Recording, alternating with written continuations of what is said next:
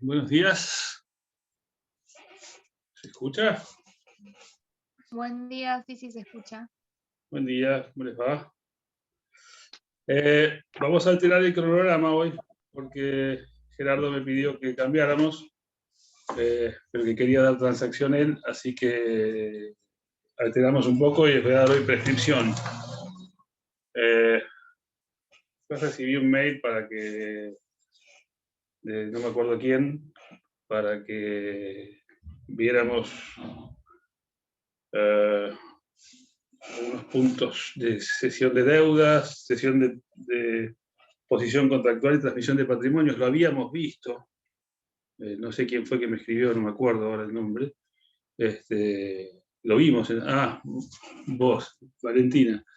Bueno, después lo vemos un poco. Vamos a arrancar con prescripción, porque prescripción es un tema largo, es un tema central, y bueno, prefiero que dedicarle más tiempo a eso, y de última, si no llegamos, lo verán mañana con Gerardo. Es fácil, es simple, Otto. Bueno, con dos gracias. ejemplos lo vas a entender rápidamente. Y si no, en todo caso, te los mando por escrito, y si cualquier duda me consultas por allí. Bueno, prescripción es un tema importante, es uno de los más importantes. Así que les pido que al momento del examen lo manejen de la medida de lo posible, para evitar disgustos.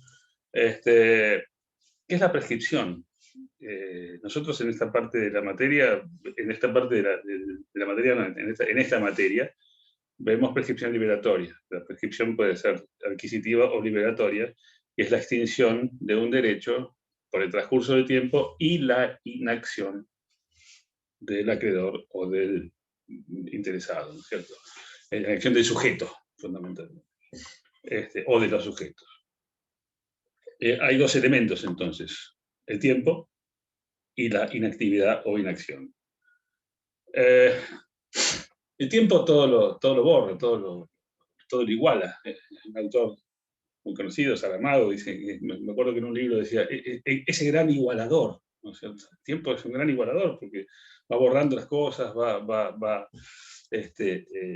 suprimiendo muchas cosas, y en este caso el tiempo juega un papel absolutamente preponderante, sobre todo en materia de obligaciones, porque la obligación, como ustedes saben, no es eterna. La obligación lleva en sí el germen de su propia destrucción. Es decir, la obligación nace para ser cumplida, y hay quien la compara como la célula en la anatomía, o en la biología, porque la célula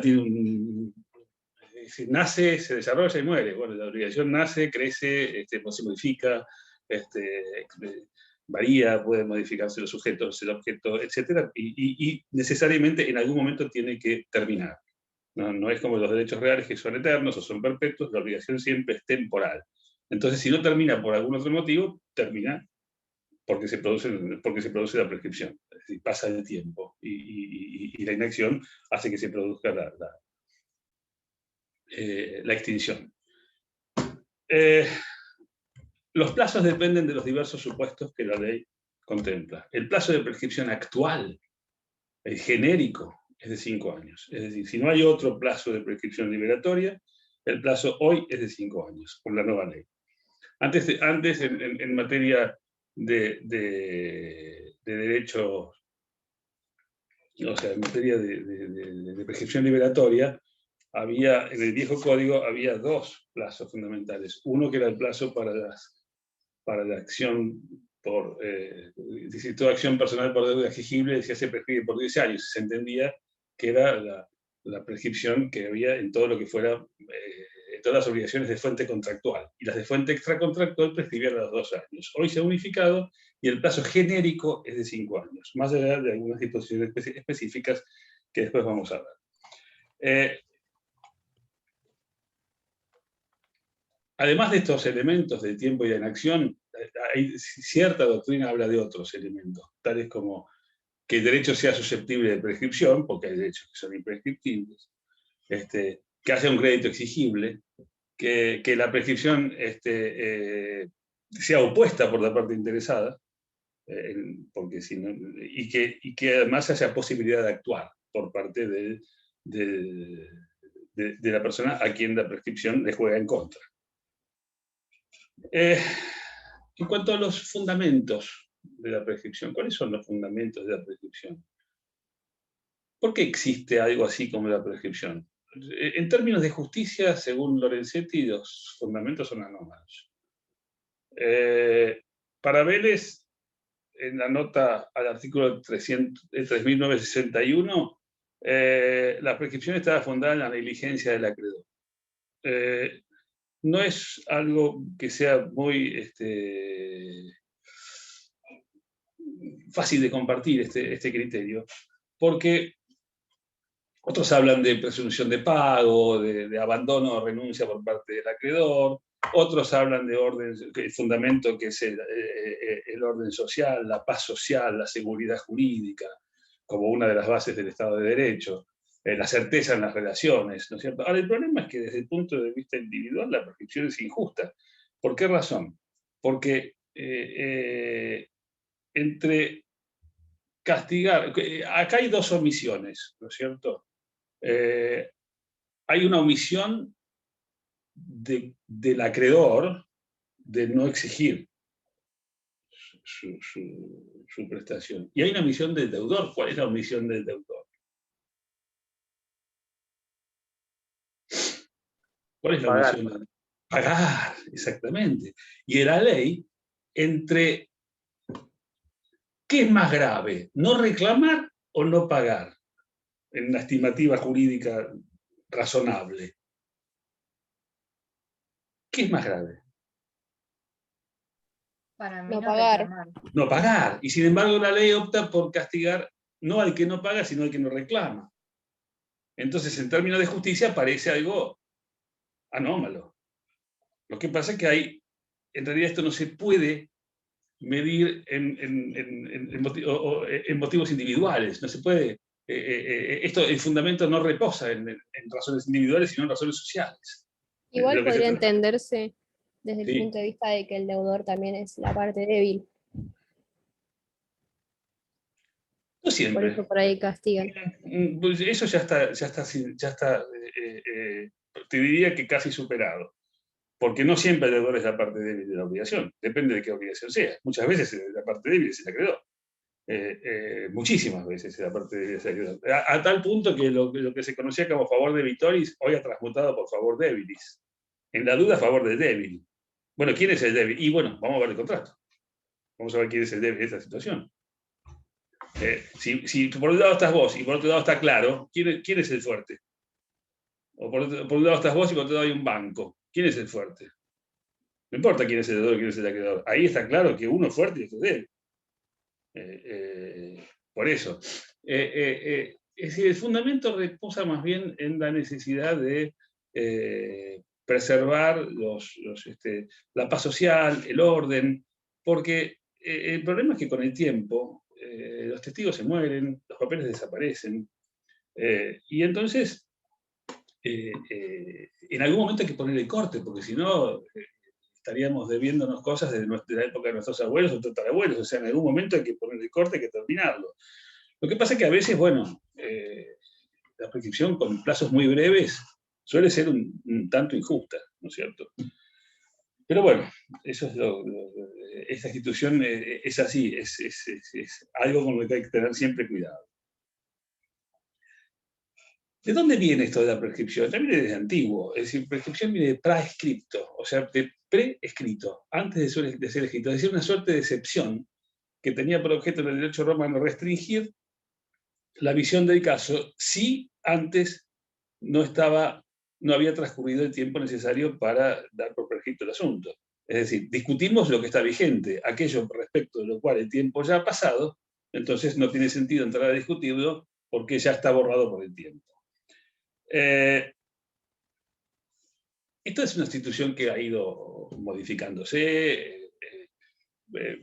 Lo primero que surge es la usucapión, la usucapio, porque los derechos en general eran imprescriptibles, pero empiezan a aparecer casos de prescripción adquisitiva, después de muchos años de utilizar un bien, y la necesidad de certeza es lo que prevalece fundamentalmente para tener en cuenta digamos, para darle de carta de ciudadanía a esta institución de la prescripción. Y en el derecho romano la figura con el tiempo va adquiriendo contornos similares a lo que se conoce actualmente. El derecho canónico no aporta gran cosa, el derecho francés consolida los 30 años, y el código alemán separa nítidamente el tratamiento entre prescripción adquisitiva y prescripción liberatoria, y también lo hace el código italiano. Y el código civil argentino y el código civil y comercial actual las tratan de forma conjunta. Esto que nosotros vamos a estudiar y vamos a ver en nuestro código, ¿es igual en todo el mundo? ¿Es igual en todas partes? No. Hay países donde las cosas están cambiando bastante, por ejemplo en Francia y Alemania. En Alemania, por ejemplo, el plazo general de prescripción es más corto todavía que el nuestro, es de 3 años. Y se disminuyen también los casos especiales, tiende a generalizarse el plazo de prescripción, pero tiene una gran diferencia con el nuestro. ¿Cuándo empieza a correr la prescripción en nuestro sistema?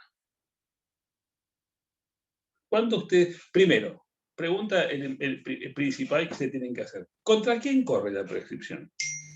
Cuando hablamos de prescripción liberatoria. Acreedor. Corre contra el acreedor, exactamente. Beneficia al deudor, corre contra el acreedor. Ahora, ¿a partir de qué momento empieza a correr el curso de la prescripción? Desde que tiene acción. Desde que es exigible. Desde que es exigible. Ese es nuestro sistema. Fíjense que el código alemán dice que el plazo se computa desde que el titular conoce o debiese conocer los hechos que permiten su ejercicio, excepto por falta grave que no lo conozca. Es decir, lo cual es un poco exagerado por ahí. Pero bueno, es a partir de que el deudor, o que el acreedor conoce, o el titular conoce los hechos que permitan su ejercicio. Y el deudor, que quiere probar, que quiere hacer valer la defensa de la prescripción, tiene que probar cuál es el momento en que el titular conoció la posibilidad, o tuvo la posibilidad, conoció efectivamente, o debió haber conocido su situación y que el derecho ya era exigible. Ahora, también en el código alemán no empieza a contarse la prescripción desde ese momento, sino desde el primer día del año siguiente. Es decir, la prescripción se rige por año fiscal, digamos, de alguna manera, por llamarlo de alguna manera, o año completo. No desde el momento, como es aquí, sino desde el primer día del año siguiente.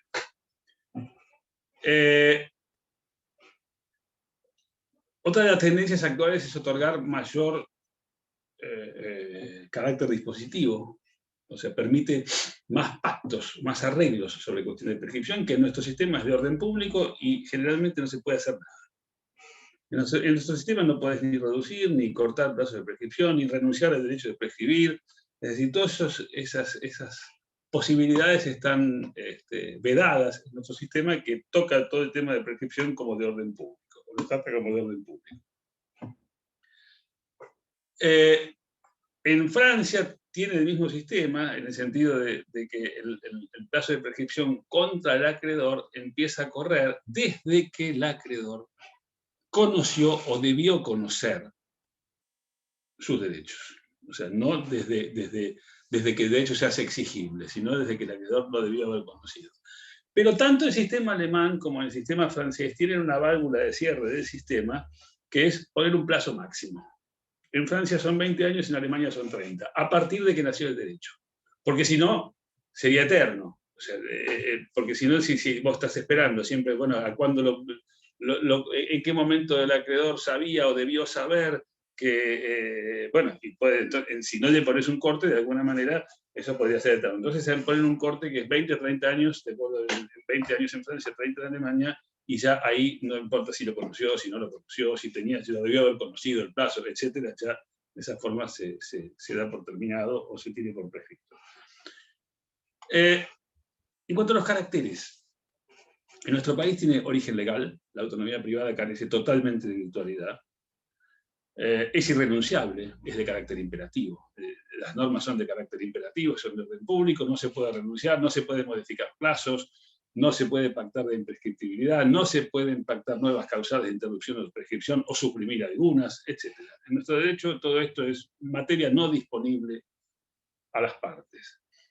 Tampoco opera de oficio. O sea, el mero transcurso del tiempo no causa la prescripción. Esta es una pregunta importante, es una pregunta en la cual no puede fallar la respuesta. La pregunta es, ¿opera de oficio la prescripción? La respuesta es no. La prescripción debe ser pedida o alegada por la parte interesada en hacerla valer. Es de interpretación restrictiva, es decir, no cabe aquí la analogía. Ante la duda el derecho subsiste. O sea, ante la duda no está prescripto. Y luego hay una vieja distinción que si se extingue el derecho o se extingue la acción. Hay muchos que entienden todavía que lo que se extingue es la acción, pero no el derecho, porque pagada una deuda prescripta autoriza a retener al deudor, a retener lo que se recibió, llámese esto obligación natural como en el viejo código o deber moral como en el actual. Pero en base a eso algunos afirman que en realidad lo que enerva la prescripción es la acción y no el derecho. Otros opinan que no, que lo que se pierde es realmente el derecho. Es una cuestión opinable y además tendríamos que entrar en la distinción de qué es acción y derecho, si la acción es el derecho al ejercicio y distinguir entre acción y pretensión. Y nos iríamos a un tema ya mucho más procesal.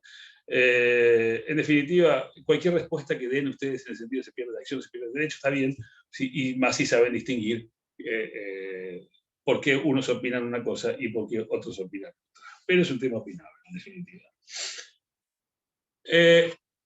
La regla es que todo prescribe o que prescribe solo lo que la ley dice. No, la regla es la prescriptibilidad. En principio, todas las acciones prescriben, salvo aquellas que son imprescriptibles. Por supuesto, todas esas acciones prescriptibles es aplicable a derechos patrimoniales y disponibles, no a los derechos de la personalidad. Esos no prescriben, por supuesto. Los que prescriben son los derechos patrimoniales. Los derechos creditorios, obligacionales o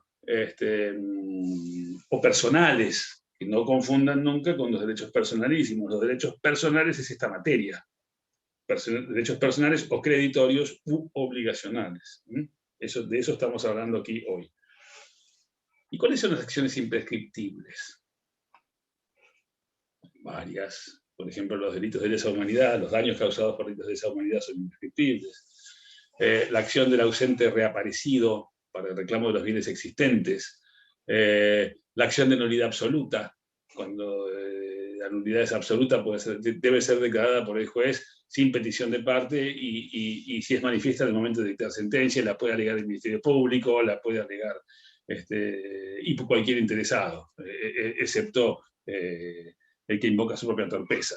Pero no puede sanearse por la confirmación de la acto ni la prescripción. El tiempo no puede transformar lo ilícito en lícito, ni lo moral en inmoral. O mejor dicho, lo inmoral en moral. Así que, en definitiva, cuando hay una nulidad absoluta, eso tampoco prescribe. Profe, una pregunta. Sí, sí. Me quedó una duda con que no opera de oficio, que el mero transcurso del tiempo no opera de prescripción. Por ejemplo, no sé, en daños y perjuicios prescribe a los 3 años, ¿verdad? Sí. Si el deudor, el que cometió el daño, ¿qué debería hacer ahí para que a los 5, por ejemplo, el acreedor no reclame? ¿Por qué a los 5? Y digo, porque dentro de los 3 todavía está en el tiempo. No, son 3. Las acciones por responsabilidad civil actualmente, sean de cualquier fuente que sean, prescriben a los 3 años. Claro, Vos, por ejemplo, tenés, suponete, un cumplimiento de contrato, ¿cierto? Sí. El cumplimiento de contrato, todo el reclamo para el cumplimiento de contrato, ¿qué plazo de prescripción tiene? 5. ¿No? Ahora, si vos reclamás los daños y perjuicios, además, los daños son 3. Fíjate vos en qué berenjenal te podés meter si vos reclamás cumplimiento de contrato y daños y perjuicios a los 4 años. El cumplimiento del contrato está bien, los daños están prescriptos. Bien. ¿Cuál Lo era que tu no me pregunta? termina de quedar claro es, para no hacerlo tan complicado, a una situación que sean 5 años de la prescripción. Sí, Transcurre este tiempo de 5 años, el deudor sí o sí tiene que pedir la prescripción. sí. Si el deudor no lo hace, ¿el acreedor tiene algún tipo de acción contra el No, deudor? es que el deudor no, vos no tenés, como deudor vos no tenés que iniciar una acción declarativa, no estás obligado a iniciar una acción declarativa de prescripción. Podrías hacerlo, porque suponete que vos tenés una hipoteca. Suponete que vos tenés una hipoteca y querés levantar la hipoteca. Entonces, si vos querés levantar esa hipoteca y la deuda está prescripta, tendrías que iniciar un juicio de cancelación de hipoteca por prescripción de la obligación principal. Entonces, ahí iniciarías la prescripción como acción, pero normalmente la prescripción se usa como defensa o como excepción. Ah, está bien. Entonces, ¿qué pasa si vos me chocaste a mí hace 4 años y yo hoy presento un juicio reclamándote los daños y perjuicios? Claro, ahí yo la utilizo de defensa, la prescripción. ¿Y si no lo utilizás? Si te lo comiste porque, qué sé yo. Y entiendo Porque, acá que como no opero de oficio, pago. claro, la acción continúa siguiendo civilmente subsistente. Claro, Es decir, no habiendo vos hecho valer la prescripción en el momento procesal que la tenías que hacer valer, la obligación no está prescripta. claro. Por eso opera a petición de parte. Y el juez no Ahí te puede entiendo. declarar de oficio. Yo te reclamo algo que pasó hace 50 años y el juez va a decir, bueno, ¿usted qué dice? Y yo qué digo, que está prescripto. Pero si no lo digo, me jodo. Claro, ahí se entendió. ¿Entendés? Gracias. Claro. La acción de impugnación de filiación presumida por la ley, que es solo para el hijo. Es decir, hay varias causales de prescripción que van a ir viendo en distintas materias. Muchos tienen que ver con cuestiones de familia, las acciones de estado de familia, la acción de partición en el condominio. Vos, si somos dueños nosotros dos de una cosa, nunca prescribe el derecho de pedir la partición, ¿no es cierto? Es decir, bueno, estás obligado a tener algo con alguien de por vida. El derecho a pedir la partición no prescribe. Después la acción de petición de herencia, sin perjuicio de la prescripción adquisitiva que puedan tener otros herederos, que pueden haberlo adquirido, pero más allá de eso, la acción de pedir una herencia tampoco prescribe. O la acción para la constitución de la servidumbre forzosa, o por ejemplo tenés como el Código Viejo establecía el caso para pedir el paso a la vía pública. Vos, por ejemplo, tenés un fundo o un terreno en el medio de la manzana y no tenés salida a la vía pública. La acción de servidumbre para pedir el paso a la vía pública no prescribe, siempre la vas a tener. Las acciones reales tampoco prescriben, siempre el juicio de que otro, ¿qué es una acción real? La acción real es la que yo ejerzo para recuperar algo que es mío, que me lo sacaron, por ejemplo. Ahora, la acción real mía no prescribe para recuperar, salvo el derecho del otro que me lo ocupó durante 20 años y que yo dijera nada, y en ese caso hay usurpación. No es que prescribe una acción real, pero el otro me ganó porque se termina quedando con la cosa.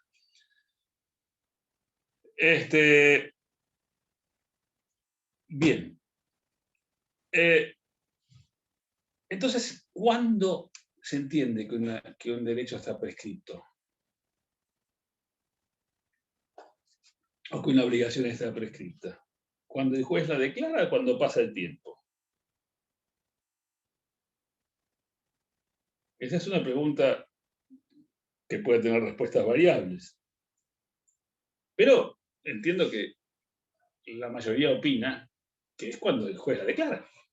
Porque si puede haber pasado el tiempo, pero por ahí es reclamada fuera de plazo y el deudor no hace valer la prescripción cumplida y perdió el derecho de hacerlo valer. Por lo tanto, la obligación no está prescripta. Venció el plazo, pero no está prescripta. Entonces, técnicamente, uno diría, ¿cuándo algo está realmente prescripto y cuando después lo declara? Porque el transcurso del tiempo no sería prueba suficiente de que ha operado la prescripción. Pizarro opina distinto, por ejemplo, y dice que opera de pleno derecho y por el solo transcurso del tiempo. Cuando ustedes leen de pleno derecho, ¿qué entienden? Pues lo habrán leído varias veces. Pues los libros a veces no te lo explican. Así, ¿qué es de pleno derecho? ¿Lo leyeron alguna vez? ¿Vieron la frase de pleno derecho? Sí, ¿no? Bueno, ¿y qué es? ¿Qué quiere decir? ¿Nunca se lo han preguntado?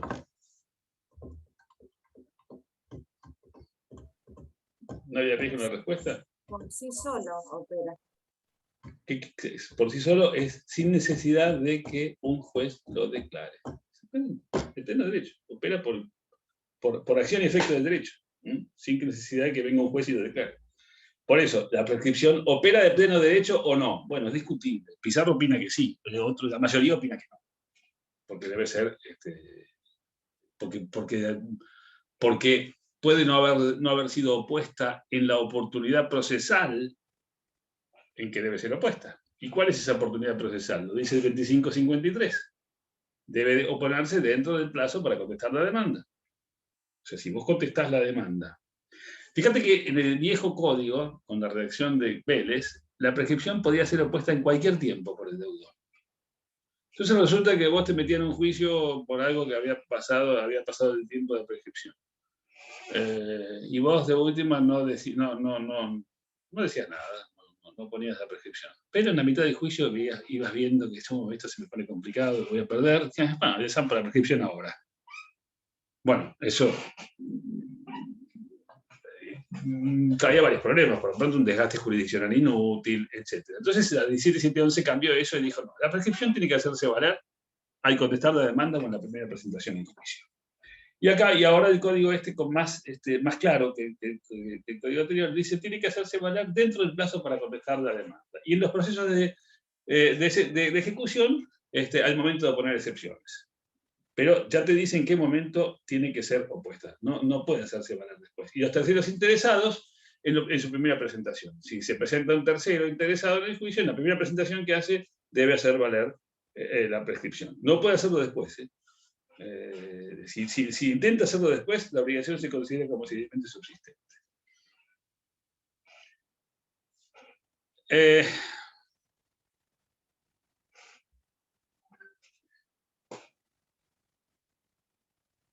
Bueno, está viendo lo del código alemán, que ya se los dije más o menos, en cuanto a la diferencia de cuándo empieza a correr la prescripción en nuestro sistema. La regla general está en el 2554, que dice que comienza el día que la prescripción se hace exigible. Ese día empieza a correr la prescripción en nuestro derecho. Ya vimos que en otros derechos no es así, que la prescripción empieza a correr desde que el acreedor tomó conocimiento o debió haber tomado conocimiento de la posibilidad de actuar. Por eso son sistemas diferentes. Otra cosa importante, la prescripción se computa por días corridos. El plazo de prescripción se computa por días corridos o no días hábiles. En general, todos los plazos del Código Civil son por días corridos, no por días hábiles. Y más el plazo de prescripción.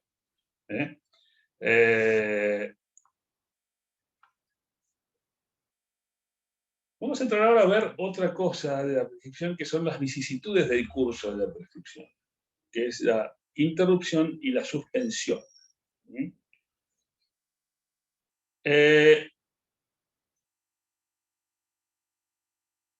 Aquí también, en los códigos modernos, francés y alemán, hay distintos sistemas diferentes de los nuestros respecto hay una mayor autonomía de la voluntad, que es lo que no hay en el sistema nuestro. Se permite pactar determinadas cláusulas, se permite aplazar el punto de partida, se permiten varias cosas que en nuestro sistema es muy estricto en ese sentido, no permite prácticamente nada. ¿Qué es la suspensión de la prescripción? La suspensión es la paralización del curso de la prescripción por la existencia de causas concomitantes o sobrevinientes al inicio del plazo, que siempre establecidas por la ley. Es decir, se ha dicho que la prescripción duerme, como que queda paralizada durante el tiempo en que ocurre una de sus causales. Y desaparecida esta causal, continúa corriendo el plazo hasta su terminación. ¿Qué quiere decir esto? Que el plazo que corrió, desde que empezó a correr el plazo de prescripción, desde que empezó el curso de la prescripción, ese tiempo que corrió hasta que se produce la causal de suspensión, se computa. Queda paralizada, dormida durante un tiempo, y cuando se reanuda el plazo, se toma ese tiempo anterior y se suma. Y así se cuenta de esa manera el plazo de la prescripción. Reitero que nuestros sistemas son solo casos legales, no es como el sistema francés o el sistema alemán, que permiten otras causales. Normalmente las causales de suspensión tienen que ver con alguna dificultad grave por parte del acreedor en hacer valer su derecho. La ley 17.711, que fue la que modificó el Código Civil, agregó dos causales que no importaban una dificultad grave. Una era la interpelación. Una interpelación por medio fehaciente. Suspendida la prescripción por una sola vez y por un año. Ese se ha mantenido en el código nuestro actual y ahora son por 6 meses. ¿Qué quiere decir esto? Que vos tenés un plazo de prescripción corriendo, hay un tipo que te debe algo y tenés un plazo de prescripción que te está corriendo a vos en contra como acreedor. Entonces, si vos le mandás una carta documento, por ejemplo, que es una interpelación por medio fehaciente, ¿por qué? Porque es una interpelación. ¿Qué es una interpelación? Es una exigencia de pago. Y por medio fehaciente, como dice la ley, ¿cuál es un medio fehaciente? Una carta documento, un telegrama, un acta notarial, etcétera, algo que pueda ser comprobable. Entonces, en ese caso, esa reclamación que vos le haces suspende el curso de la prescripción por un plazo, actualmente por un plazo de 6 meses, en el código anterior por un plazo de 1 año. Y eso lo puedes hacer por una sola vez, no podés prorrogar eternamente durante 6 meses el plazo de prescripción. Es decir, vos no lo haces para suspender la prescripción. Vos intimás, interpelás el cumplimiento. Y eso tiene por efecto, esa interpelación, suspender el curso de la prescripción durante 6 meses. Y había otra causal que tampoco implicaba una dificultad grave en el código anterior, que fue suprimida en el código nuevo, que era cuando la víctima deducía querella criminal contra el autor del daño, y en ese caso suspendía el plazo para iniciar la prescripción hasta que hubiese sentencia definitiva. Esa fue, primero fue cuestionada en su momento, fue limitada por la jurisprudencia, y hoy ha desaparecido esa causal. O sea que esa ya no es una causal de suspensión. Como regla, los efectos de la suspensión son personales. No se transmiten a los demás codeudores ni coacreedores, excepto en las obligaciones indivisibles y solidarias. En esos casos sí, la suspensión de la prescripción se extiende sus efectos a los demás coacreedores o deudores. El Código de Vélez, las causales de suspensión, ¿cuáles son? El Código de Vélez tenía originalmente el matrimonio, el caso de heredero con beneficio de inventario, los casos de padres y tutores, y originalmente el caso de los incapaces, que después fue modificado por la 17.711. A ver, vamos a ver. El primero decía que la prescripción no corría contra los incapaces. Eso fue modificado y después de la 17.711 el plazo de prescripción corría contra los incapaces, como ocurre actualmente. Corre contra los incapaces, tengan o no representante legal. Después tenía otras causales. El matrimonio, por ejemplo. ¿Por qué el matrimonio suspende la prescripción? ¿Y entre quiénes? ¿Y por cuánto tiempo? ¿Qué les parece? ¿Por qué el matrimonio suspende la prescripción? ¿Y entre quiénes? Entre los cónyuges. Entre los cónyuges. Porque dure el matrimonio. Claro, lógico. No es que yo me caso y suspendo la prescripción de todas mis acciones, contra todos mis acreedores. No. Es decir, la prescripción suspende entre marido y mujer porque ellos no pueden contratar entre ellos. Entonces tampoco pueden hacerse reclamos, y entonces es lógico que mientras dure el matrimonio, que se extingue por divorcio o por muerte de uno de los contrayentes, el plazo de prescripción de las acciones que tengan entre sí está suspendido. Eso se mantiene en el código actual. Y se agrega entre convivientes, cosa que ustedes saben que el código viejo no veía con buenos ojos a los concubinos. Pero este código los trata casi igual, con algunas diferencias, pero bueno, en todo este tipo de cosas, fíjense que tampoco corre entre los convivientes durante la unión convivencial. No corre durante el matrimonio ni tampoco durante los convivientes. Después, tampoco corría se suspendía en el caso de heredero beneficiario respecto del crédito contra la sucesión. Si un heredero era beneficiario de una sucesión, mientras no hiciera digamos, la aceptación sin reservas, todas las obligaciones que tenía, o los créditos que tenía contra el sucesorio, quedaban suspendidos del curso de la prescripción. Y también, por ejemplo, todas las acciones que podía haber entre padres y padres, tutores, curadores, con hijos, pupilos y menores, ¿no es cierto?, a cargo, por todo lo que significaba las acciones que pudieran tener entre ellos. Lógicamente, si vos tenés una acción contra tu hijo, o tu hijo tiene una acción contra vos, pero vos sos el representante legal de tu hijo, es obvio que durante ese tiempo él no la puede ejercer, y vos tampoco a él. Por lo tanto, quedan suspendidos los plazos hasta tanto se produzca la mayoría de edad o se termine la tutela o la curatela, en esos casos. Y los dos casos que había agregado la 17711, que eran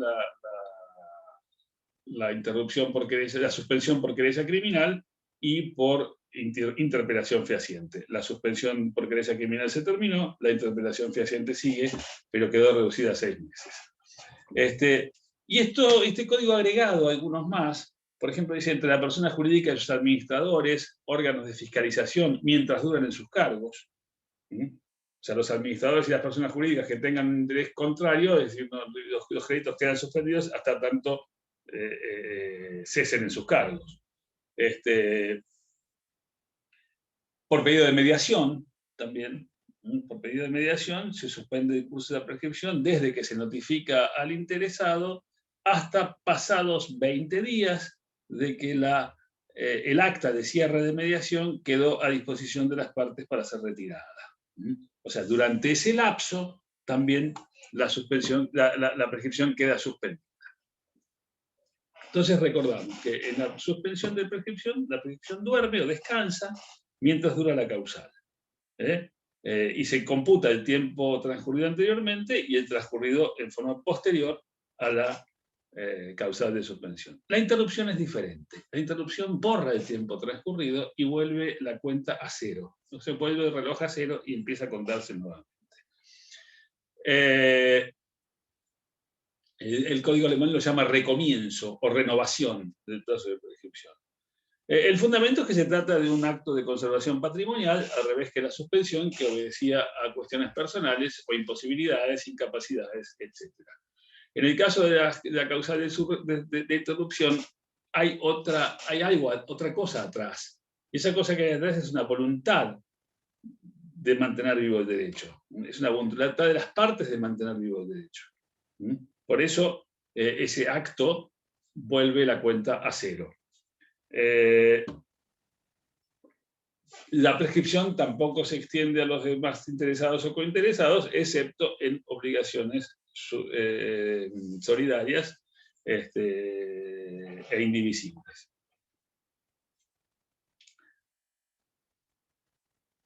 ¿Cuáles son las causales de interrupción de la prescripción? Se mantienen bastante con respecto a lo que establecía el código anterior. La primera causal y más importante de todas, que ustedes tienen que tener en cuenta, es el inicio de un reclamo judicial. El inicio de un reclamo judicial causa la interrupción de la prescripción, mientras dure el proceso. Mientras dure el proceso, dice el artículo 2546, que el curso de la prescripción se interrumpe por toda petición del titular del derecho ante la autoridad judicial, que traduce la intención de no abandonarlo contra el poseedor, su representante en la posesión, o contra el deudor, o en el plazo de gracia previsto en el ordenamiento procesal aplicable. Esto es algo que agrega el nuevo código que antes estaba en duda. El plazo de gracia del que habla el código es que en todas las legislaciones procesales, a vos el plazo te vence hoy, por ejemplo, hoy jueves, ¿no es cierto? Pero como los tribunales no cierran a las 12 de la noche y los plazos se cuentan de 0 a 0, entonces te quedan las 2 o 4 primeras horas del día siguiente, de acuerdo a cada código. En provincia nuestro son 4 horas, en la nación son 2 horas. Te dejan las 2 o 4 horas primeras del día siguiente para presentar todo lo que pudieras presentar. Bueno, justamente uno de los... eso no está discutido en ningún tema procesal, pero estaba discutido en el tema de la prescripción. Estaba discutido en la prescripción si vos en las primeras horas del día siguiente del plazo de gracia podías cortar el plazo de introducción de la prescripción. Bueno, eso fue resuelto. Una vez más, el código en 2 líneas resuelve una cuestión donde se pasaron discutiendo años enteros. Y bueno, como el código no lo decía, daba para que uno interpretara una cosa y otro interpretara otra. Bueno, acá el código clausuró la discusión y dijo, si la metés dentro del plazo de gracia, es válido. O sea que te quedan también esas horas del día siguiente para meter la demanda o el acto procesal que hagas como interruptiva de prescripción. ¿Por qué? Porque dice que la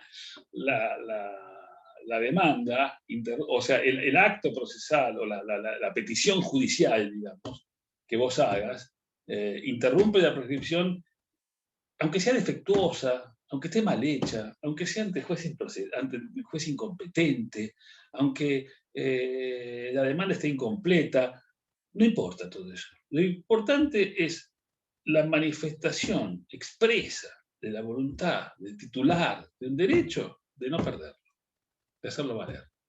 Entonces, aunque sea defectuosa, puesta ante juez incompetente, mal hecha, mal redactada, todo lo que quieran, la petición judicial produce el efecto de la interrupción del curso de la prescripción. Luego, hay un acto del deudor que puede interrumpir la prescripción, que es el reconocimiento de la obligación.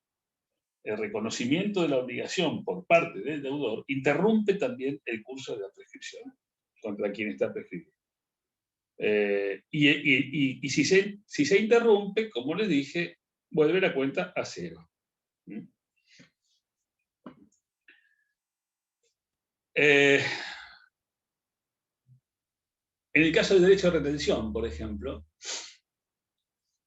mientras dura la retención, se interrumpe el curso de la prescripción extintiva de crédito. Eso mientras dura la retención sobre la cosa, es una interrupción permanente del plazo de prescripción. Y también por solicitud de arbitraje. Acá intervienen las dos partes, es decir, el curso de la prescripción se interrumpe por solicitud de arbitraje. Y los efectos de esta causal se rigen por lo dispuesto por la interrupción de la prescripción por petición judicial en cuanto sea aplicable. O sea que si las partes se ponen de acuerdo en una solicitud de arbitraje, es decir, en llevar la causa a árbitros, tiene los mismos efectos que la petición judicial.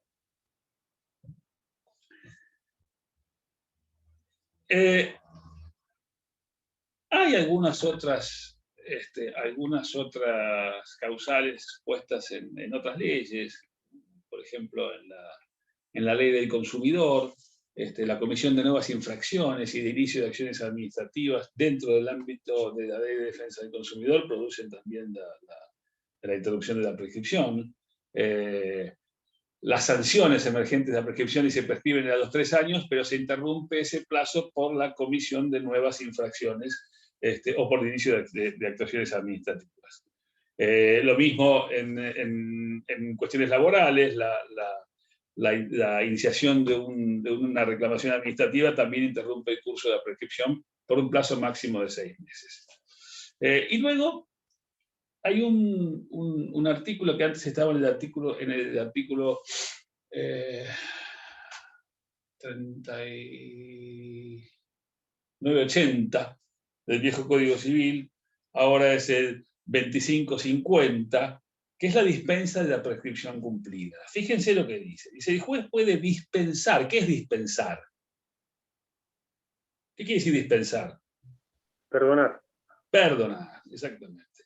el juez puede dispensar de la prescripción ya cumplida al titular de la acción, o sea, el que no ha ejercido la acción, el acreedor, lo puede perdonar, lo puede dispensar, si dificultades de hecho o maniobras dolosas, por parte de quién, del otro, del deudor, le obstaculizan temporalmente el ejercicio de la acción. Y el titular hace valer sus derechos dentro de los 6 meses siguientes a la cesación de los obstáculos. ¿Qué cambió? Antes eran 3 meses, ahora son 6. ¿Pero qué significa esto? Que si la persona contra quien la prescripción corrió tuvo dificultades temporales o acciones dolosas por parte del beneficiario o terceros interesados o con algún interés, etc., le permiten al juez la facultad de perdonarlo de esa prescripción y considerar la acción como civilmente subsistente.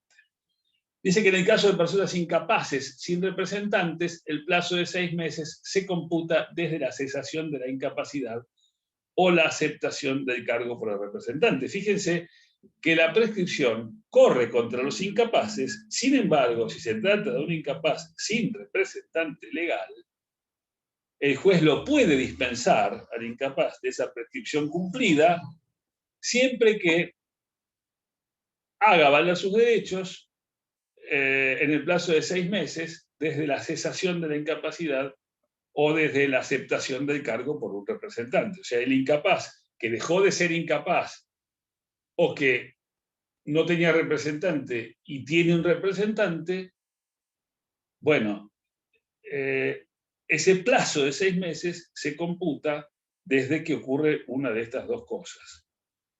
Es decir, que la prescripción corre contra los incapaces, pero tiene esta válvula de escape para aquellos casos en que el incapaz no tenga representante legal.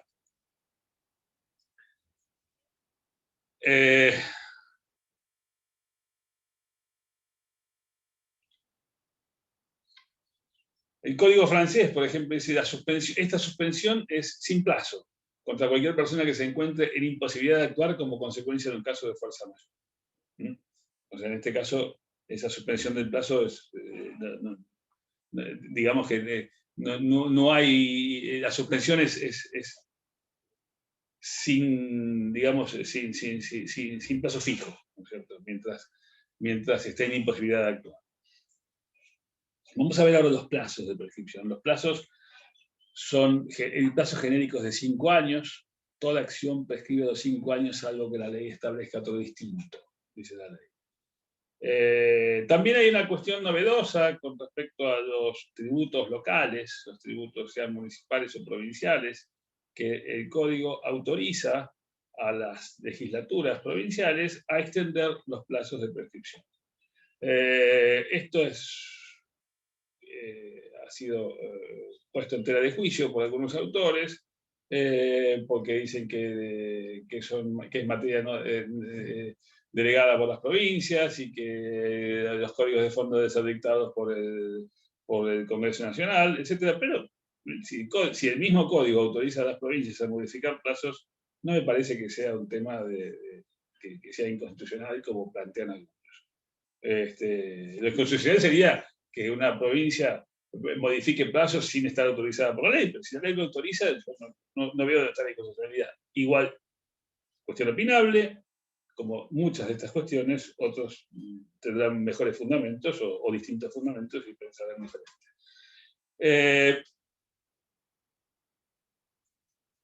Hay algunos casos que son mayores de 5 años. Hay prescripciones de 10 años. ¿Cuáles son esas prescripciones de 10 años? Y, por ejemplo, el reclamo de resarcimiento por agresiones sexuales infligidas a personas incapaces. Prescribe a los 10 años. Y el cómputo empieza a correr desde el cese de la incapacidad. Esto está inspirado en el Código de Francia, que tiene mayor alcance, porque ya son 20 años, e incluye daños por torturas, actos de barbarie, violencia o agresión sexual contra menores de edad. Es decir, en el sistema francés es más amplio el plazo e incluye más supuestos, no solamente el caso de agresiones sexuales a menores o incapaces. Profe. También, sí. ¿Y por qué solo dice, digamos, como desde que cesa la incapacidad y no desde que le designan un representante como en el que vimos anteriormente? O sea que si nunca termina la incapacidad no corre el plazo. Y no prescribiría. No. Sí, hasta que no cese la incapacidad, no prescribiría. Si son menores, a partir de la mayoría de edad, y si son incapaces, entiendo que no habría que cuestionarlo. Bueno, fíjate que vos que en el sistema francés o el sistema alemán le ponen un techo siempre. Prescribe a los 20 o a los 30. Está, se terminó. Nosotros no tenemos un sistema así. También, por ejemplo, en los créditos provenientes, en la ley de obras sociales, la de 23660, también los créditos de las obras sociales contra quien no han cumplido, no han hecho los aportes correspondientes, son 10 años. Después hay otros casos de 3 años. Todo lo que es daños y perjuicios por responsabilidad contractual o extracontractual son 3 años. Ahora, todo. Todas las acciones por responsabilidad civil son el plazo de prescripción es 3 años.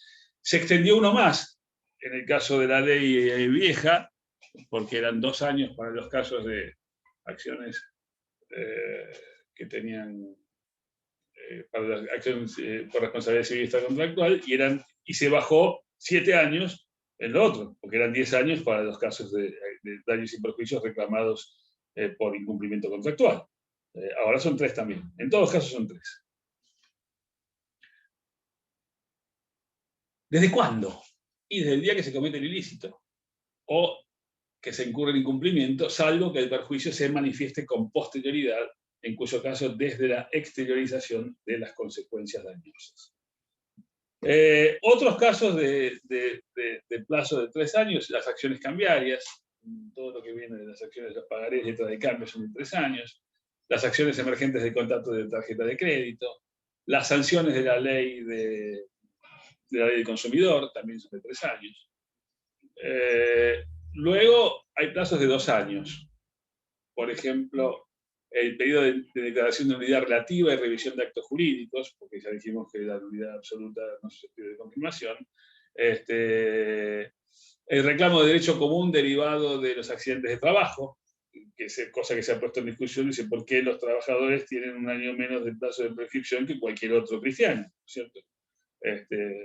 Bueno, hoy en día aparece como injusto que si las acciones de responsabilidad civil son de 3 años, ¿por qué en casos de responsabilidad civil también contra el empleador sean de 2? Después dice todo lo que se devenga por años o plazos periódicos más cortos, todo aquello que se devenga por plazos o periodos, excepto que se trate de reintegro de un capital en cuotas. Pero si no es así, todo eso prescribe a los 2 años. Y dentro de esto han entrado también los impuestos y contribuciones. Por eso la misma ley autoriza a las provincias a aumentar esos plazos.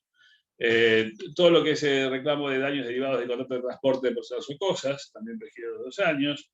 El pedido de revocación de donación por ingratitud, etc.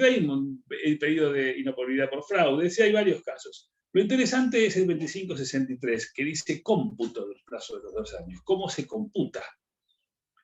Dice, en la declaración de nulidad relativa, revisión y inoponibilidad de actos jurídicos, o sea, si vos estás planteándole a alguien la nulidad relativa, o que el acto jurídico es inoponible, o pretendés la revisión de un acto jurídico, ¿desde cuándo se cuenta el plazo? Y depende de los casos. Por ejemplo, fíjate, dice, si se trata de vicios de la voluntad, desde que cesó la violencia, o desde que el error o el dolo se conocieron o no pudieron ser conocidos.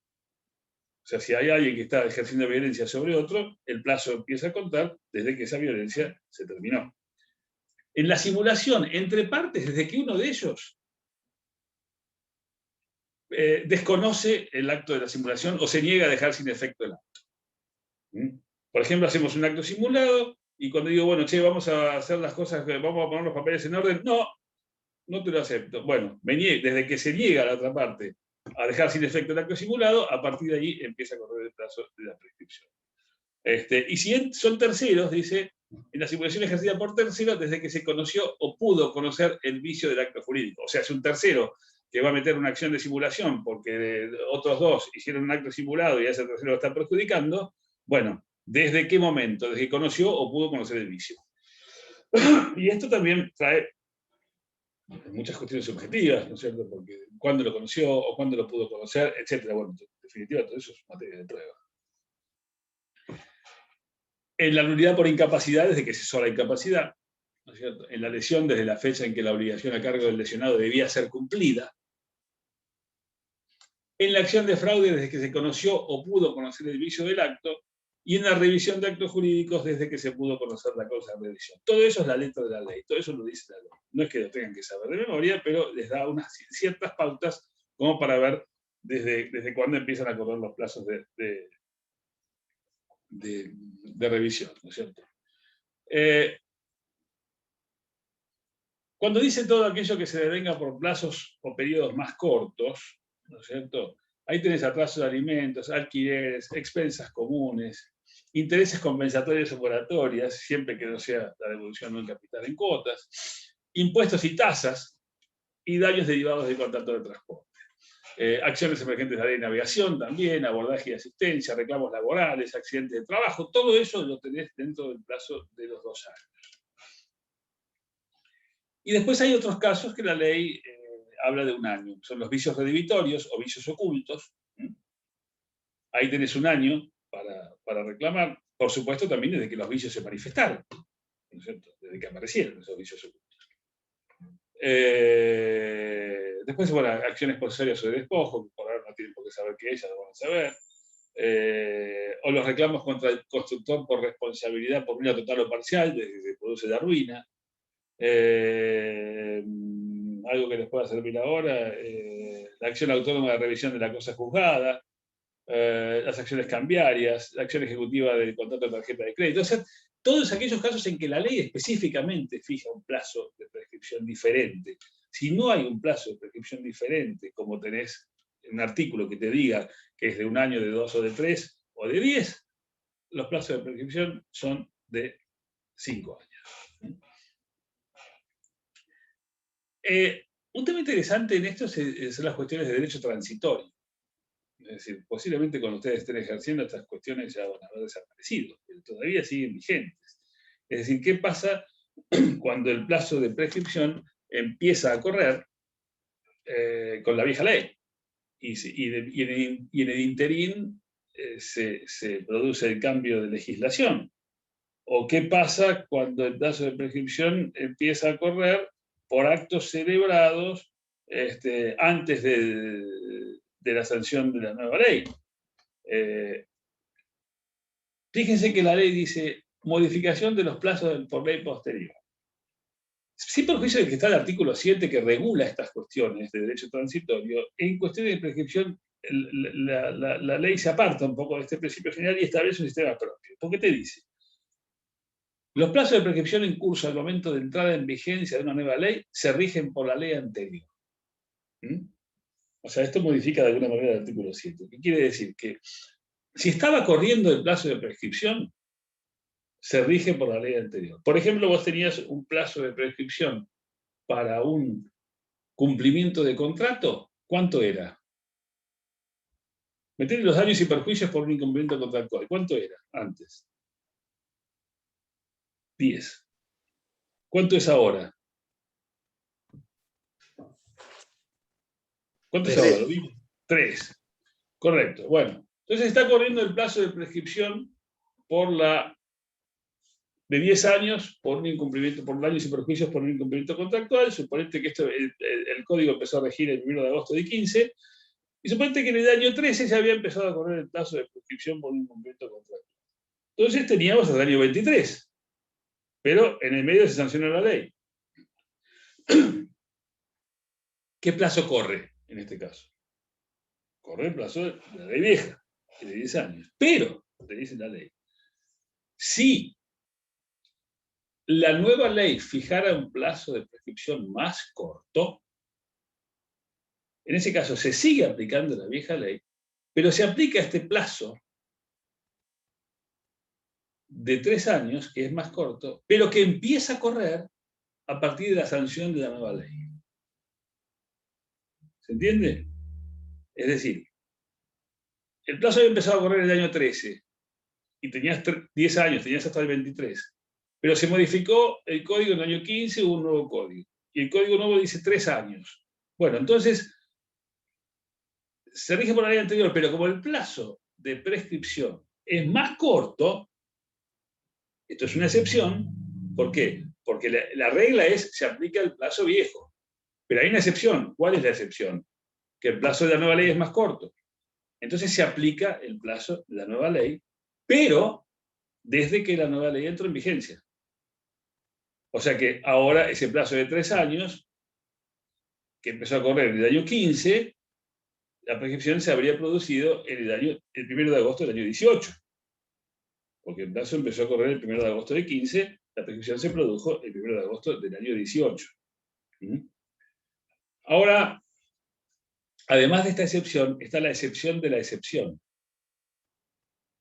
Que esto complica un poquitito más las cosas, no mucho, pero un poquitito más. ¿Por qué? Porque suponete que en realidad el plazo no hubiese empezado a correr en el 13, sino que hubiese empezado a correr en el año 6. Era de 10 años. Si empezó en el año 6, ¿cuándo prescribía? En el 16. Como el plazo de prescripción de la acción ahora es más corto, ahora son de 3, empezaría a correr el nuevo plazo a partir del 1 de agosto, del 15. Pero, por aplicación de la nueva ley, de la vieja ley, se estaría venciendo en el año 16, porque eran 10 años. Entonces, en el caso de que si el plazo en que hubiese empezado a correr de la vieja ley se produjera antes, es lo que la prescripción se tendrá por operada desde que se cumplió el primero de estos dos plazos. Entonces, eso sería la excepción de la excepción. O sea, la excepción es que como el plazo es más corto, usamos el plazo más corto. Y la excepción de la excepción es que si el viejo plazo vence antes del nuevo plazo, se tiene por operada la prescripción con el viejo plazo. O sea, no es muy complicado, pero es lo que dice la ley y es una solución bastante razonable para resolver estos casos. Perdón, ¿en qué artículo está? No sé si lo dijo o no escuché. Ay, no me acuerdo. Bueno, no pasa nada. ¿Qué artículo está? El 2537. A ver. Gracias. Sí, 2537, ahí está, sí, perfecto. Bueno, eso te lo dice más cortito, pero esa es la interpretación. Y después está el tema de la caducidad, ¿no es cierto? Los plazos de caducidad. ¿Qué es la caducidad? Porque la ley anterior no lo trataba, el viejo código, y este código ha tratado el tema de la caducidad de los derechos. La caducidad es algo distinto a la prescripción. En general, los plazos de caducidad eran plazos procesales, son plazos siempre más cortos, mucho más cortos. Opera de oficio, a diferencia de la prescripción, no son a pedido de parte. Por ejemplo, el plazo de contestar una demanda. Vos tenés 10 días para contestar una demanda. Si vos no contestás la demanda en 10 días, el plazo se te venció. Y no hay prórroga, no hay causales de suspensión, de interrupción, en principio no hay nada de todo eso.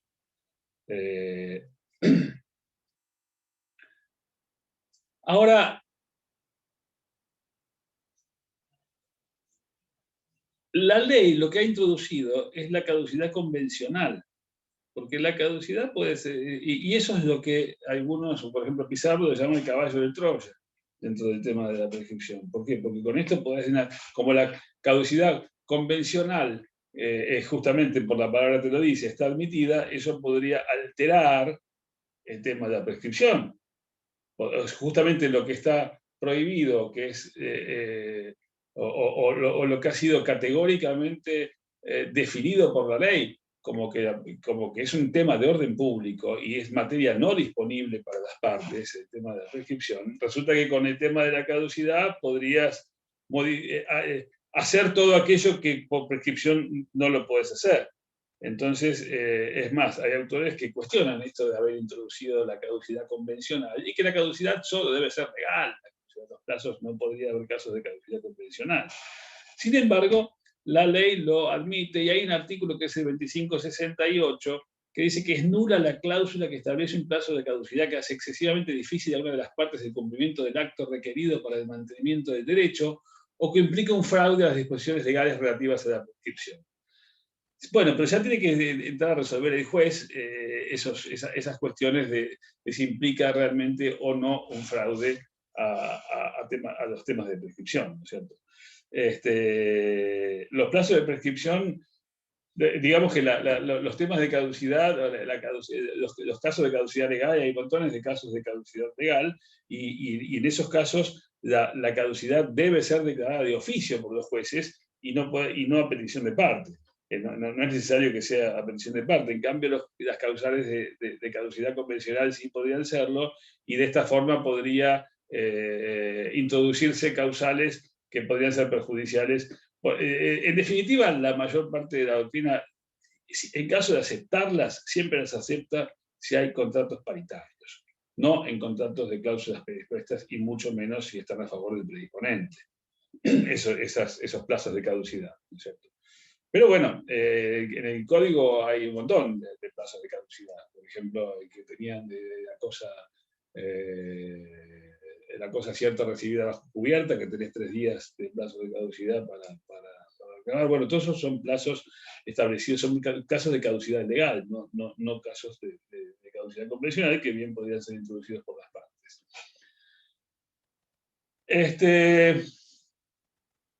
¿Alguna pregunta, alguna duda respecto a estos temas? ¿Algo que quieran profundizar, que no les haya quedado claro? Con respecto a los impuestos municipales, finalmente, ¿cómo es el tema? O sea, los 5 años, acá en la provincia de Buenos Aires, ¿en qué quedan? Y son 5 años porque la disposición de la legislatura provincial ha establecido que son 5 años. O sea, la provincia no lo ha modificado. No, en general ninguna provincia. No es materialmente posible conservar los créditos con un plazo de prescripción tan corto en esos casos. Así que en todas las provincias, la ley ha autorizado en todos estos casos a las provincias. Porque tampoco las cuestiones de impuestos estaban en el viejo código definida, no estaba definido un plazo específico. Se tomaban del artículo 4032 viejo, que decía todo aquello que prescribe por plazos o periodos, que era de 5 años antes. Y ahora todo lo que es por plazos o periodos ha pasado a ser de 2. O sea, se ha achicado mucho. La tendencia general es la reducción de los plazos de prescripción. Eso se ve en Alemania, se ve en Francia. Los plazos de prescripción son más cortos. Nosotros todavía tenemos un plazo de prescripción de 5 años. La tendencia en muchos países ya es de 3. Lo que en un sistema judicial como el nuestro son plazos extremadamente cortos. Para mí son extremadamente cortos. Y bueno, en el caso de los impuestos, en la provincia de Buenos Aires sigue siendo 5. Así por lo menos se está interpretando la legislación hasta ahora. La jurisprudencia hasta ahora. Tampoco hubo una ley que yo sepa que se dictara con posterioridad a la sanción del nuevo código. O sea, hay que seguir aplicando leyes viejas. Todavía no hay mucha jurisprudencia por respecto, por lo menos yo no conozco, capaz que hay, pero no he visto que establezcan plazos de 2 años en ningún caso. ¿Qué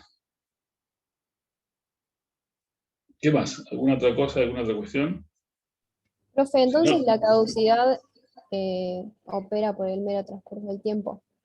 Sí, la caducidad, es decir, la caducidad es un concepto diferente de la prescripción. La caducidad opera de oficio, en principio. Los plazos de caducidad no son susceptibles de interrupción ni de prescripción, etc. Son cuestiones que operan de oficio. Por eso algunos dicen, no podés meter caducidad convencional, porque es decir, lo que no podés hacer por vía de alterar los plazos de prescripción y los pactos que no podés hacer en cuestiones de prescripción, los estás haciendo ¿cómo es? Los estás haciendo introduciendo subrepticiamente cuestiones de caducidad, ¿no es cierto?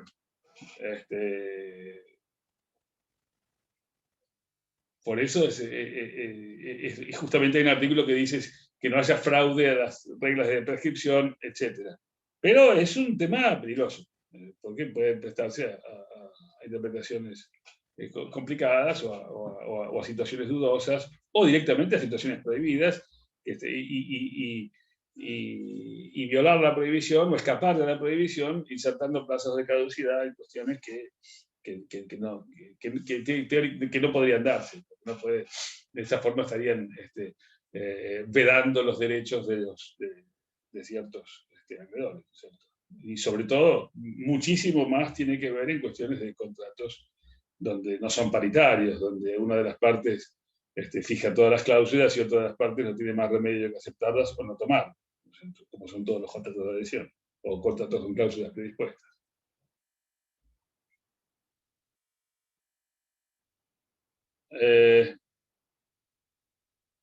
Bueno, si no hay más preguntas, si damos por terminado el tema y les contesto lo que me habían planteado respecto de temas que fueron dados, pero parece que han quedado dudas con el tema de la transmisión de deudas, cesión de posición contractual, etcétera, ¿verdad? ¿Cuáles eran las dudas concretas? Porque dijeron que había un grupo de ustedes que tenían las dudas concretas. Díganme así las vamos viendo. Ustedes recuerden que la cesión de deudas no estaba legislada en el viejo código y que este código sí lo ha legislado y lo ha permitido. Ese tema lo vimos, lo di, por eso si las dudas o lo que quieran que veamos de esto, lo aclaramos ahora mismo. Profe, lo que pasa es que vimos cesión de créditos, Sí. Y en el programa figuran otras figuras, Sí. por ejemplo, la emisión de deuda, Sí, lo de la vimos. compensación contractual. Sí, también lo vimos, pero bueno, lo volvemos a ver en todo caso, no hay problema. La cesión de deudas, por supuesto, es muy distinto a la cesión de créditos, porque requiere el consentimiento del acreedor. No es lo mismo que te deba un tipo solvente a que te deba uno que no lo es. Es decir, para que pueda ser transmitida la deuda, tiene que necesariamente haber consentimiento del acreedor, y eso ya cambia completamente la situación, ¿no es cierto? Esto es un acto triangular, lo de la cesión de deuda. Y después hay otros casos de cesión de deuda, donde se habla de cesión privativa o cesión acumulativa, ¿no es cierto? Que por ejemplo, puede darse cuando la cesión privativa, el cedente se libera y queda como único obligado el cesionario, pero eso, por supuesto, lo tiene que aceptar el acreedor. En una cesión privativa de deuda, ¿qué quiere decir? Que a partir de este momento vos no me debes más y me debe el otro, el nuevo deudor. Y yo te libero a vos y me debe el nuevo deudor. La obligación es la misma, los plazos no cambian, lo único que cambia es la persona del deudor. Pero por supuesto tiene que haber asentimiento del acreedor. Los intereses son los mismos, las cláusulas penales, el curso de la prescripción, todo eso es igual. Y la insolvencia del nuevo deudor, ¿a quién perjudica? Y al acreedor. ¿Por qué? Porque si el acreedor lo aceptó y después resulta que el nuevo deudor es insolvente, bueno, es el perjuicio del acreedor y no del antiguo deudor.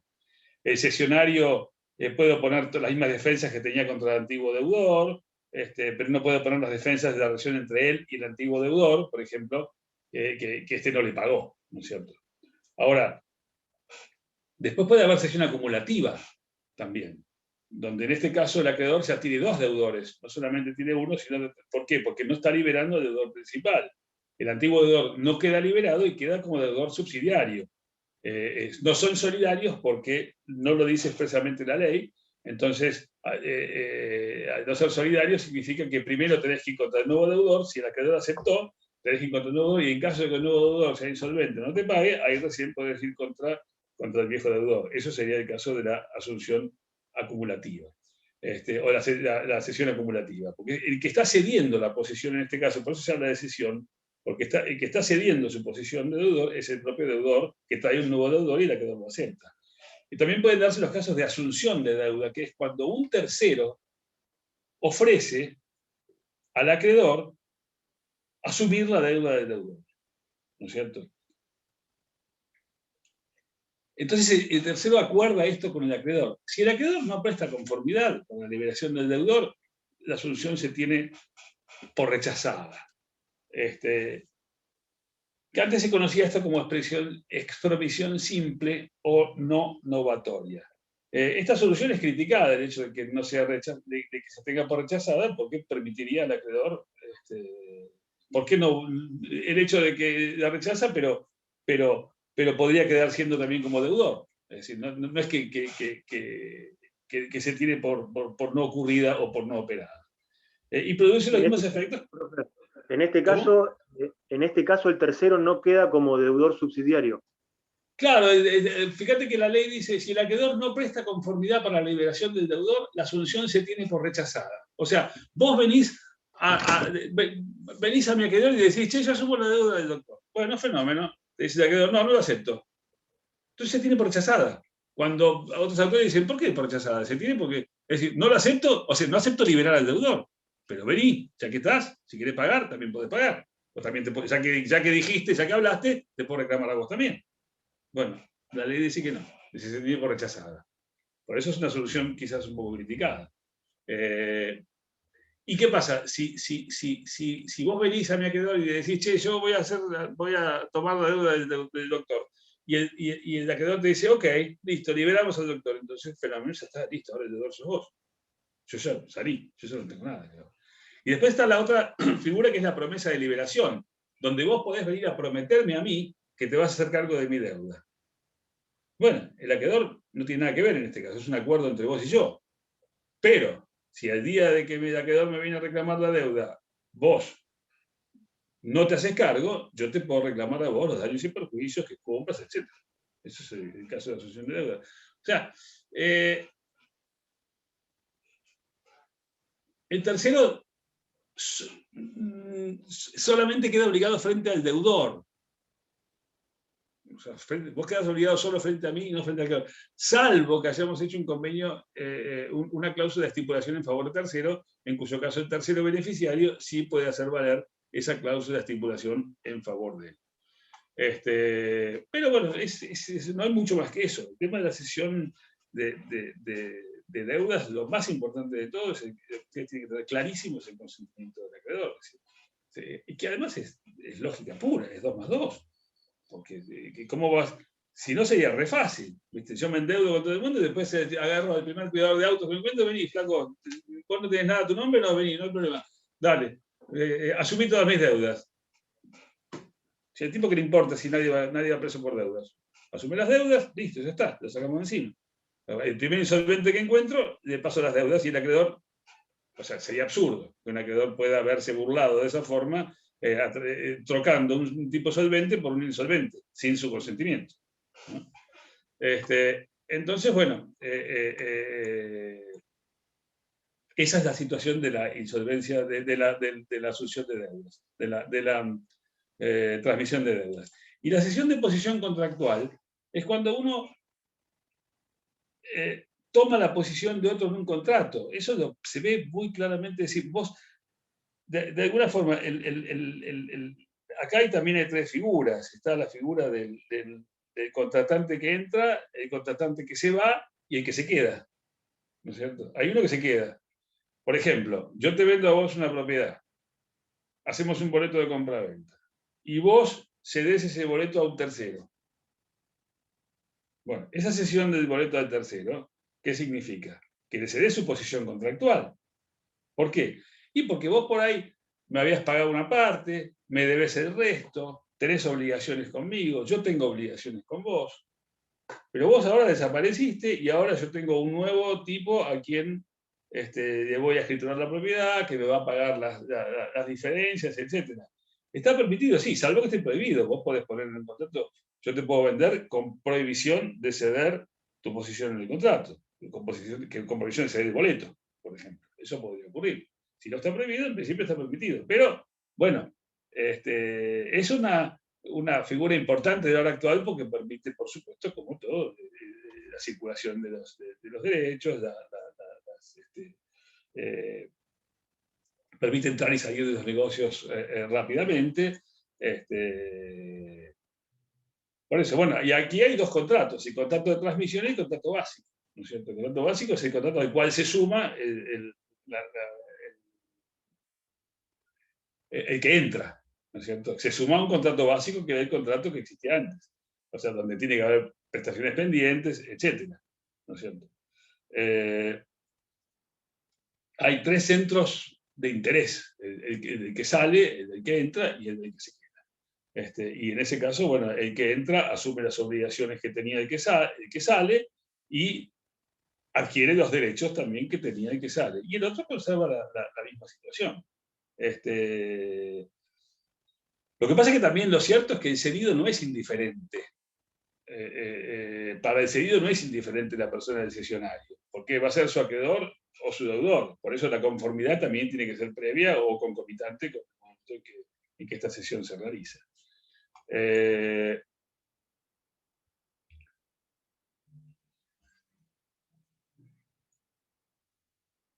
Fíjense que dice los efectos: el cedente se aparta de sus derechos y obligaciones que son asumidas por el cesionario.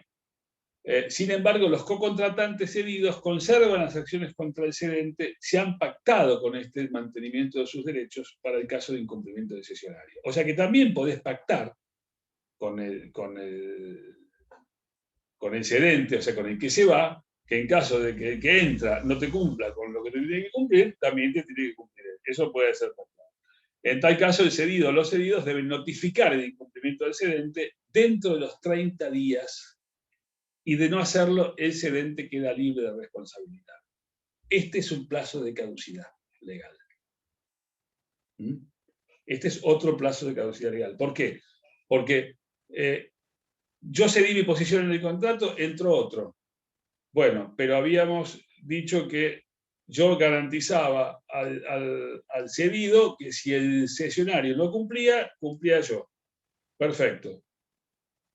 El cesionario no cumplió, ¿no es cierto? Bueno, el cedido tiene 30 días para notificar al cedente del incumplimiento del cesionario. Si no lo hizo, caducó la posibilidad de cobrar del cedente. Y hay casos en que estas transmisiones se producen en ministerio ley, ¿no es cierto? Por ejemplo, los casos de locaciones. ¿Qué pasa en el caso de locación si se muere el locador o se muere el locatario? O se separa el locatario que alquila una propiedad con su familia, con su grupo conviviente, y el tipo se raja. Y si el tipo se raja, que la mujer entonces que no firmó el contrato se queda fuera. No, ella conserva el mismo derecho a continuar en la locación y el garante sigue obligado hasta la finalización del contrato. Es razonable, es lógico. Lo mismo pasa si vos vendés un inmueble alquilado. O sea, vos tenés un inmueble alquilado, el plazo mínimo de la locación es de 3 años, ¿cierto? Tenés un inmueble que se lo alquilaste a otro. Vendés mañana esa propiedad alquilada. ¿Y que con eso lo podés rajar, el nuevo propietario lo puede rajar al inquilino? No, no. Hay una cesión de posición contractual legal en ese caso. ¿Por qué? Porque el inquilino pasa a ser ahora inquilino tuyo que compraste. ¿Y no se puede acordar en el contrato de locación? No. Si se vende la propiedad. Es nula una cláusula así, es nula. Es nula porque los plazos en la locación son de orden público, no pueden ser violados. O sea, vos podés hacer un contrato de locación por 3 años y decís, bueno, en caso de venta te tenés que ir. Por más que el inquilino te lo firme, a la hora de la verdad, si el inquilino te dice, no, esa cláusula es nula, va al juez y el juez te la tiene por nula. O no se queda y vos querés desalojarlo, y querés desalojarlo porque, por ejemplo, vos compraste y y yo te vendí y te dije, no, está alquilado, pero sacalo cuando quieras. Entonces vos vas y le metés un juicio de desalojo porque vos compraste y el contrato se venció. Y el tipo se va a presentar al juez y va a decir, no, el contrato es oponible inclusive al nuevo propietario. Y es así. Y es un caso de cesión de posición contractual autorizada por la ley, legal, ¿no es cierto? Muerte de las partes o venta del inmueble. O se muere el locador. Y los herederos del locador continúan siendo locadores, pero no pueden, por fallecimiento del locador, pretender la extensión del contrato. El contrato tiene un plazo mínimo y tiene que ser cumplido. Y después, en cuestión de transmisión de patrimonios, tenés los casos del patrimonio de la cesión mortis causa por sucesión. En ese caso, el patrimonio de una persona pasa a los herederos.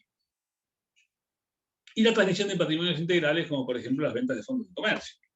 Eso es un tema ya muy específico, que está hay una ley especial que regula la transferencia de fondos de comercio y dice cómo deben hacerse, con publicación de edictos, etc. Porque al transmitirse un fondo de comercio, se cede el derecho a la clientela, se ceden los muebles y útiles, se ceden una serie de cosas, entonces el comercio pasa a estar a nombre de otra persona. Para eso puede llegar a haber burlas y como el cesionario, en principio, si se cumplen todas las reglas, el que compra un fondo de comercio no tiene por qué hacerse cargo de las deudas del anterior titular, entonces tiene que hacerse todo un procedimiento para que los acreedores del titular de quien está vendiendo un fondo de comercio queden a resguardo. Y para eso se publican edictos, bueno, y está establecido todo un procedimiento